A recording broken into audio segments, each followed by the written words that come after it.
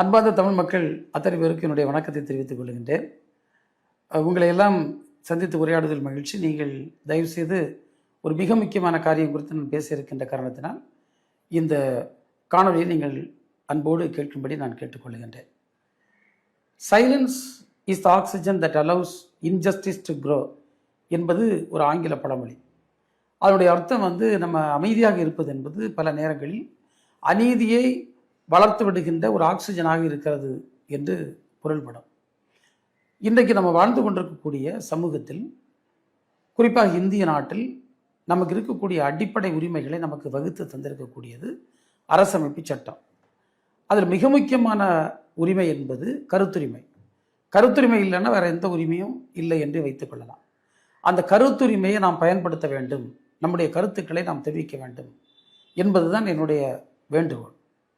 எந்த ஒரு நாட்டிலும் அங்கு மக்களுடைய சுதந்திரம் பறிக்கப்படுவது என்பது ஒரே நாளில் நடந்துவிடக்கூடிய சம்பவம் அல்ல. அது படிப்படியாக அரசமைப்பு சட்டத்தின் விளிமியங்கள் ஒவ்வொன்றாக அளிக்கப்பட்டு கடைசியில் ஒரு உரிமையும் இல்லாத செயல் வரக்கூடியதை நாம் பார்க்கின்றோம்.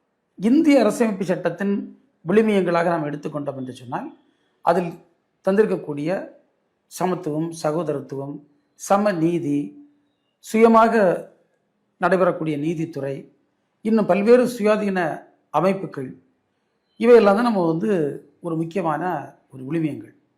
அவற்றிற்கு இன்றைக்கு எப்படிப்பட்ட பாதுகாப்பு இருக்கிறது, அது எப்படி ஒவ்வொன்றாக அளிக்கப்படுகிறது என்பதை நாம் எல்லாம் பார்த்து கொண்டிருக்கின்றோம். இந்த நிலைமை இப்படி தொடர்ந்தது என்று சொன்னால் இந்த நாடு ஒரு ஜனநாயக நாடாக நீடிக்குமா என்பதில் மிகப்பெரிய கேள்வி எழுந்திருக்கிறது. இந்த நாட்டினுடைய சகோதரத்துவம், இன்றைக்கு இந்த நாட்டை ஆளுகின்ற வர்க்கமே இன்றைக்கு மக்கள் மத்தியில் பிரிவினையை இந்து என்றும் இஸ்லாமியர் என்றும் கிறிஸ்தவர் என்றும் பிரிப்பதையும், அந்த சிறுபான்மை சமூகங்கள் மீது வன்முறைகளை கட்டவிழ்த்து விடுவது, சட்டத்தின் முன்னால் நீதிக்கு முன்னால் சமத்துவம் என்கின்ற கோட்பாடு இல்லாத ஒரு சூழலை உருவாக்கி வருவதை நாம் கண்கூடாக பார்த்து கொண்டிருக்கின்றோம்.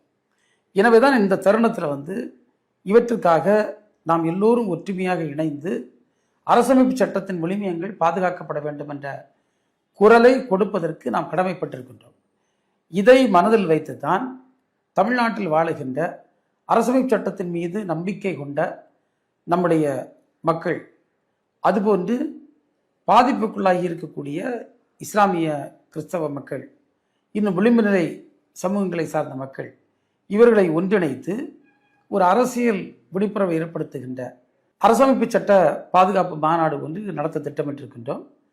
அது வருகின்ற 21ஆம் தேதி வெள்ளிக்கிழமை மாலை 4 மணிக்கு சென்னை நந்தனம் ஒய்எம்சிஏ திடலில் வைத்து நடைபெற இருக்கின்றது.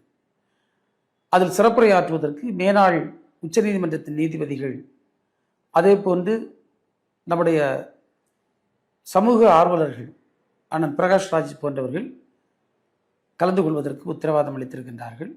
நீங்களும் அந்த நிகழ்வில் கலந்து கொண்டு இந்த ஜனநாயகம் தொடர்ந்து இருக்க வேண்டும், மக்களாட்சி தத்துவம் தொடர்ந்து நடைபெற வேண்டும், அரசமைப்பு சட்டத்தின் விழுமியங்கள் பாதுகாக்கப்பட வேண்டும் என்ற உங்களுடைய கருத்தை பதிவு செய்ய உங்களை அன்போடு நாங்கள் அழைக்கின்றோம். அரசமைப்பு சட்டத்தை பாதுகாப்போம், சட்டத்தின் ஆட்சியை நிலைநாட்டுவோம்.